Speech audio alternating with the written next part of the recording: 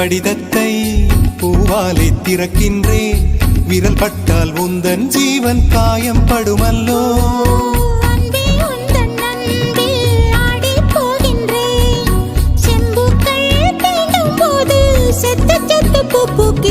காதல் கடிதம் தீட்டவே மேகம் எல்லாம் காகிறது.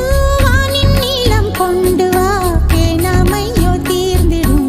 சந்திரனும் சூரியனும் அஞ்சல்காரர்கள்.